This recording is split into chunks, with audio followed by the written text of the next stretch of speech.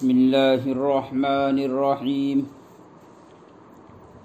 الحمد لله نحمده ونستعينه ونستغفره ونؤمن به ونتوكل عليه ونعوذ بالله من شرور أنفسنا ومن سيئات أعمالنا من يهده الله فلا مضل له ومن يضلله فلا هادي له ونشهد أن لا إله إلا الله وحده لا شريك له ونشهد أن سيدنا ومولانا محمدا عبده ورسوله أما بعد وبه قال رسول الله صلى الله عليه وسلم إلا أربعة فقلنا يا رسول الله من هم؟ قال مدمن خمر وعاق لوالديه وقاطع رحم ومشاحن. قلنا يا رسول الله ما المشاحن؟ قال هو المصارم إلى آخر الحديث أو كما قال عليه الصلاة والتسليم.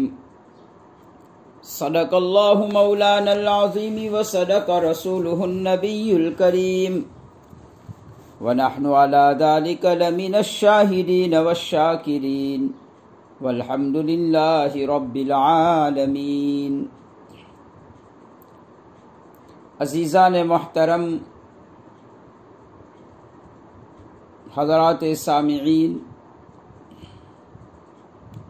کل میں نے آپ حضرات کی خدمت میں ایک مضمون پیش کیا تھا، اور مضمون یہ تھا کہ اللہ تعالی روزے داروں کے لیے انوکھے انداز سے اکرام والا معاملہ فرماتے ہیں، اور اللہ تعالیٰ کی چاہت یہی ہوتی ہے کہ اس ماہ مبارک کو پانے والا ہر مومن آدمی اس کی بخشش ہو جائے، اور اس کی بخشش کے لیے اور اس کے اعزاز و اکرام کے لیے جو اسباب ہوا کرتے تھے، اللہ جل شانہ ان اسباب کا خوب اہتمام فرماتے ہیں تاکہ ایک مومن بندہ جو روزے دار ہو اس کی بخشش ہو جائے۔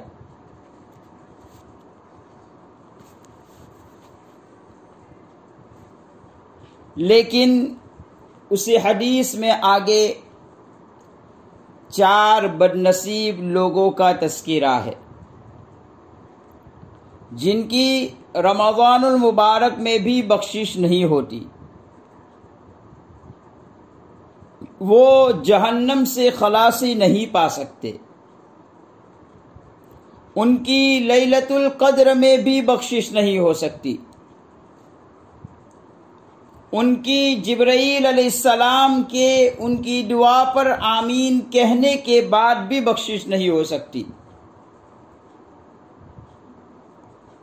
ایسے 4 بدنصیب ہے، یعنی یہ 4 کام کرنے والے لاکھوں لوگ ہوں گے جن کی اللہ تعالی بخشش نہیں فرمائیں گے،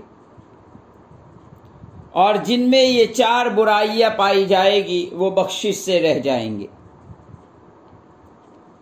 فَقَالُوا مَنْ هُمْ هَؤُلَاءِ الْأَرْبَعَةُ.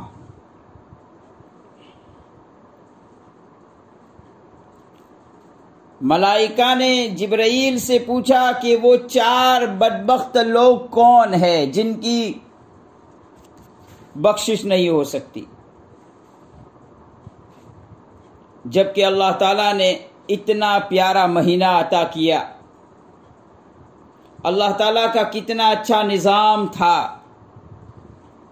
کہ جنت کے دروازے کھول دیے جاتے ہیں، جہنم کے دروازے بند کر دیے جاتے ہیں، آسمان کے فرشتے نیچے اتر کر زمین پر آتے ہوئے دعا کرتے رہتے ہیں، پھر بھی یہ کون بد نصیب ہے جو جنت حاصل نہ کر سکے، جنہوں نے اللہ سے معافی نہیں مانگی، اور اگر معافی مانگی بھی ہے تو اللہ انہیں معاف نہیں کرتا۔ وہ کون ہے؟ قال مدمر الخمر، شراب کا عادی۔ پہلی بات بتلائی جبرائیل نے، جو شراب کا عادی ہوتا ہے، نشہ کا عادی ہوتا ہے،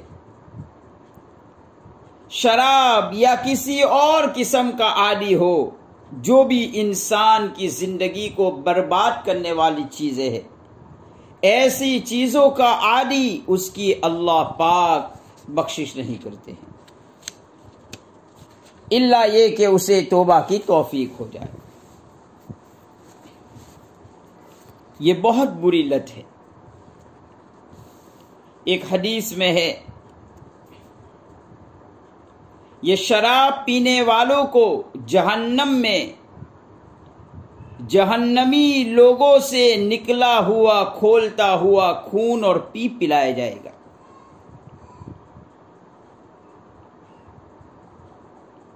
طینۃ الخبال وہی چیز ہے، جہنمی لوگوں سے نکلنے والا خون اور پیپ، اور وہ بھی کھولتا ہوا گرم گرم ہوگا۔ کہا جائے گا یہ تمہارے اس گناہ کی سزا ہے جو تم دنیا میں کیا کرتے تھے۔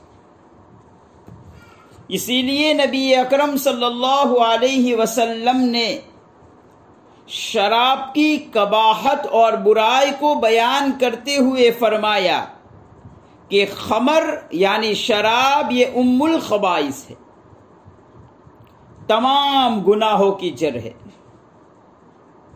جب آدمی شراب پی لیتا ہے تو نہ جانے وہ کئی طرح کے گناہ میں ملوث ہو جاتا ہے۔ اسی لیے نبی اکرم صلی اللہ علیہ وسلم نے ارشاد فرمایا، شراب تو بہت سے گناہوں کو جمع کر کے لے آتا ہے۔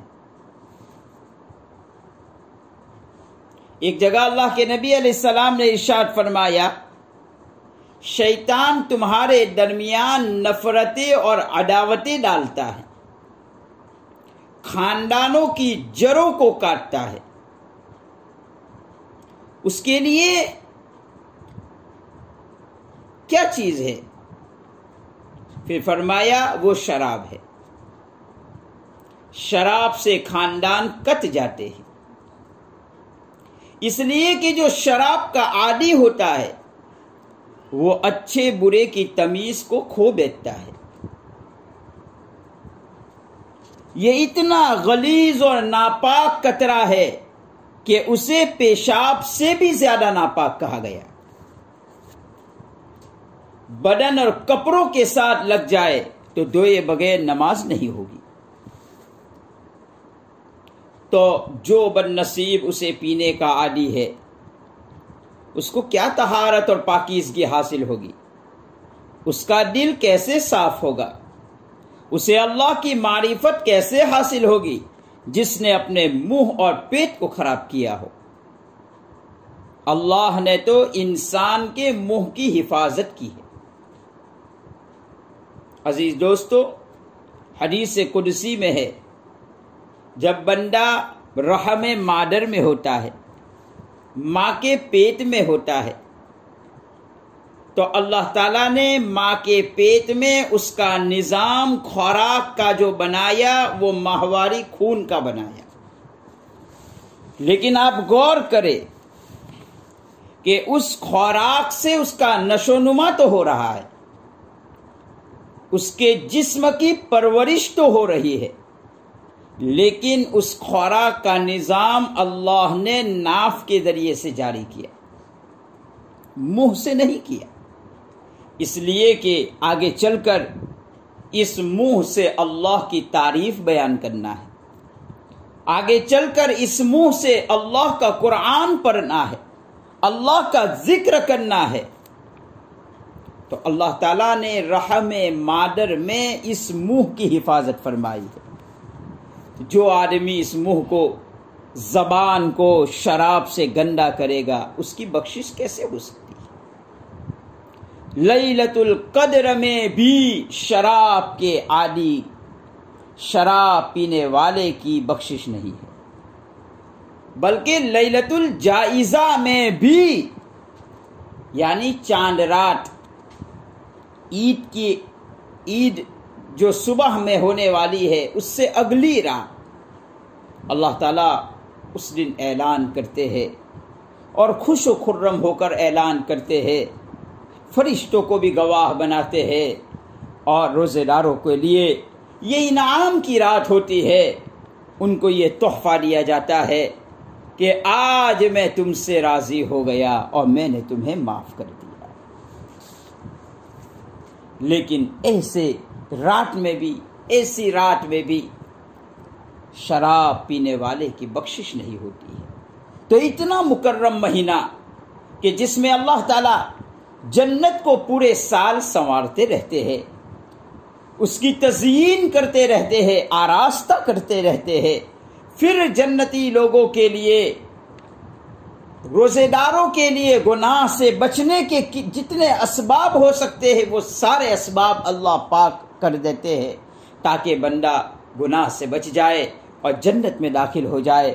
لیکن ایسے ماہ مبارک میں بھی شراب پینے والے کی بخشش نہیں ہوتی۔ دوسرے نمبر پر فرمایا عاق الوالدین، ماں باپ کا نافرمان، اس کی بھی مغفرت نہیں ہوتی۔ پہلا جو گناہ ہے شراب کا، چلو سمجھے کہ ہمارے معاشرے میں پایا تو جاتا ہے لیکن آج بھی بہت کم ہے۔ جو لوگ عادی ہے شراب کے، اللہ تعالیٰ ان کی حفاظت فرمائے اور اس بری لت سے اللہ تعالیٰ ان کو محفوظ کر دے، ان کی حفاظت فرما دے۔ لیکن یہ جو دوسرا گناہ ہے، امت کا اکثر طبقہ اس میں مبتلا ہے۔ کچھ بھی ہو جائے، ماں باپ چاہے زیادتی کر رہے ہو، ماں باپ چاہے ظلم کر رہے ہو، لیکن اس کے باوجود ماں باپ کی ناراضگی مت لو، یہ اللہ کو بہت برا لگتا ہے۔ ماں باپ کی ناراضگی اللہ کو بہت بری لگتی ہے، اس لیے کہ دنیا میں آنے کا ذریعہ ماں باپ ہے، عدم سے وجود میں آنے کا ذریعہ ماں باپ ہے، اسی لیے تو ماں باپ کو مجازی رب کہا گیا۔ ایک حدیث میں نبی اکرم صلی اللہ علیہ وسلم نے فرمایا سخط الوالد سخط الرب، باپ کو ناراض کیا تو اس نے اللہ کو ناراض کر لیا، باپ کو غصہ آیا تو اللہ کو بھی غصہ آ جاتا ہے۔ والدین کے پیر پکڑو، پڑ جاؤ پاؤں میں، معافی مانگو، ماں کے قدم میں جنت ہے، یہی سے مل جائے گی۔ صحابہ میں قدر تھی۔ دیکھو میں ایک بات بتلاؤں، عیسیٰ علیہ السلام کا تذکرہ قرآن پاک میں ہے، یحییٰ علیہ السلام کا تذکرہ قرآن پاک میں ہے، یا وذکر فی الکتاب مریم، یا یحییٰ خذ الکتاب بقوہ وآتیناہ الحکم صبیا وحنانا من لدنا وزکاۃ وکان تقیا وبرا بوالدی۔ حضرت یحییٰ علیہ السلام کے تذکرے میں ان کی کچھ خاص صفات بیان فرمائی، اس میں ایک صفت بیان فرمائی وبرا بوالدی، ماں باپ کے فرما بردار تھے۔ یہ نبی کی صفت بیان ہو رہی ہے، اور نبوت بہت بڑی خوبی ہے، اور جو نبی ہوتا ہے وہ تمام اچھی صفتوں سے آراستہ ہوتا ہے، ان میں تو تمام اچھی خوبیاں پائی جاتی ہے، پھر الگ سے ان صفتوں کو بیان کرنے کی کیا ضرورت تھی؟ لیکن یہاں یحییٰ علیہ السلام کے تذکرے میں فرمایا وہ ماں باپ کا فرما بردار تھا۔ گویا کہ انبیاء علیہ السلام کو بھی اس بات کا پابند بنایا کہ وہ ماں باپ کے فرما بردار بنے۔ عیسیٰ علیہ السلام کے تذکرے میں دیکھو وَبَرًّا بِوَالِدَتِي وَلَمْ يَجْعَلْنِي جَبَّارًا شَقِيًّا، ماں کے فرما بردار تھے۔ نبیوں کو حکم دیا جا رہا ہے ماں باپ کی فرما برداری کریں۔ حدیث میں ایک مضمون بیان کیا ہے، نبی اکرم صلی اللہ علیہ وسلم معراج پر تشریف لے گئے، ہر پیغمبر سے ملاقات ہوئی، آدم علیہ السلام سے ملاقات ہوئی، موسیٰ علیہ السلام سے ملاقات ہوئی، عیسیٰ علیہ السلام سے ملاقات ہوئی، ہارون سے ملاقات ہوئی، حضرت ادریس سے، یوسف علیہ السلام سے ملاقات ہوئی۔ دروازے کھٹکھٹاتے گئے، آواز آتی، کون؟ فرماتے جبرائیل، ساتھ میں محمد صلی اللہ علیہ وسلم ہے۔ تو نبی پوچھتے کیا ان کو بلایا گیا؟ جواب دیتے جبرائیل، ہاں ان کو بلایا گیا ہے۔ دروازہ کھلتا اور نبی استقبال کرتے، فرشتے بھی استقبال کرتے۔ ہر آسمان پر اسی طرح استقبال ہوتا رہا، ہر آسمان پر، ہر دروازے پر جاتے یہی سوال ہوتا، کون؟ فرمایا جبرائیل، ساتھ میں محمد صلی اللہ علیہ وسلم ہے۔ یہی سوال ہوتا، کیا ان کو بلایا گیا ہے؟ فرمایا جاتا، جی بلایا گیا ہے۔ تو دروازہ کھول دیا جاتا اور وہ نبی حضرت محمد صلی اللہ علیہ وسلم کے استقبال میں کھڑے ہو جاتے۔ 7ویں آسمان پر پہنچتے ہیں، دروازہ کھٹکھٹایا، دروازہ کھولا، ملائکہ کھڑے ہیں لیکن وہاں کوئی نبی نہیں ہے۔ جبرائیل نے کہا آگے چلیے، آگے چلیے۔ بیت المعمور پر لے گئے۔ یہ بیت اللہ کی سدھ پر آسمان میں ایک اللہ کا گھر ہے، فرشتے اس گھر کا طواف کرتے ہیں۔ حدیث میں ہے جس فرشتے نے ایک بار طواف کر لیا ساری زندگی اسے طواف کرنے کا موقع نہیں ملتا۔ بیت المعمور کے اوپر جب پہنچے تو ٹیک لگا کر ایک بزرگ بیٹھے ہوئے تھے۔ مجھے حکم ہوا، جبرائیل کہتے ہیں، ان کے پاس جاؤں اور مصافحہ کر کے آوے، ان کے پاس جاوے اور مصافحہ کر کے آوے۔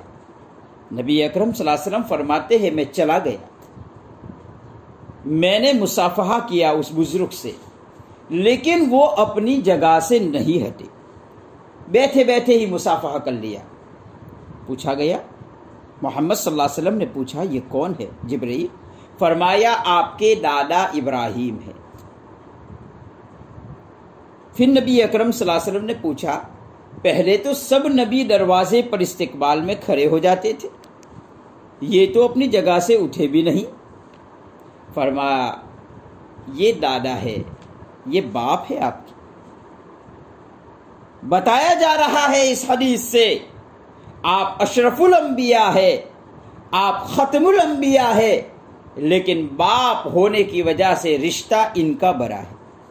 یہ رشتہ داری سمجھانا مقصود تھا کہ باپ اور دادا کا کیا مقام ہوتا ہے۔ جبرائیل نے یہ بات بتلائی، ابراہیم علیہ السلام کو دروازے پر کیوں کھڑا نہیں کیا گیا، اور محمد صلی اللہ علیہ وسلم خود مصافحہ کر رہے ہیں۔ بیٹا کتنا ہی بڑا ہو جائے، باپ دادا بڑے ہوتے ہیں۔ آج یہ بات بتلانے کے لیے حضرت ابراہیم علیہ السلام وہی بیت المعمور پر ٹیک لگا کر بیٹھے رہے، اور اسی حالت میں نبی اکرم صلی اللہ علیہ وسلم سے ملاقات۔ میرے بھائیوں، آج ہم اپنے معاشرے پر نظر ڈالیں، ماں باپ کو کون پوچھتا ہے؟ بلکہ قرآن کریم نے ایک اصطلاح نقل کی، ان ابانا لفی ضلال مبین۔ آج باپ دادا کوئی بات کہہ دے اور نئی نسل کو سمجھ میں نہ آوے تو کہتے ہیں یہ تو پرانی سوچ ہے، ان کا دماغ خراب ہو گیا ہے، ان کو کیا پتا یہ کہاں جانیں گے آج کے نئے زمانے کو؟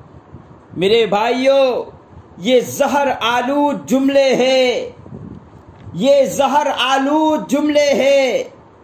اگر ماں نے سن لیے، اگر باپ نے سن لیے، مت پوچھو ان کے دل پر کیا خراش لگتی ہے۔ یہ ایسی خراش ہے جو جوان کو جہنم میں لے جانے کا ذریعہ بنے گی۔ اس لیے والدین کے ساتھ صلح کر لو، والدین کو راضی کر لو۔ ایک صحابی نے سوال کیا، اگر والدین ظلم کر رہے ہو تو ہم کیا کریں؟ نبی اکرم صلی اللہ علیہ وسلم نے فرمایا، ظلم کرے تب بھی آپ ظلم نہ کرو، ان کے ساتھ حسن سلوک سے پیش آؤ۔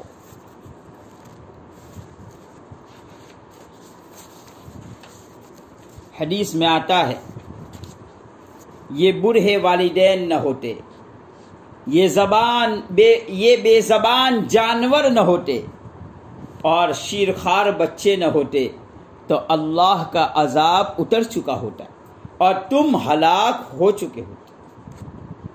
والدین کے ساتھ حسن سلوک کر لو، اللہ سے بخشش مانگو، مغفرت مانگو۔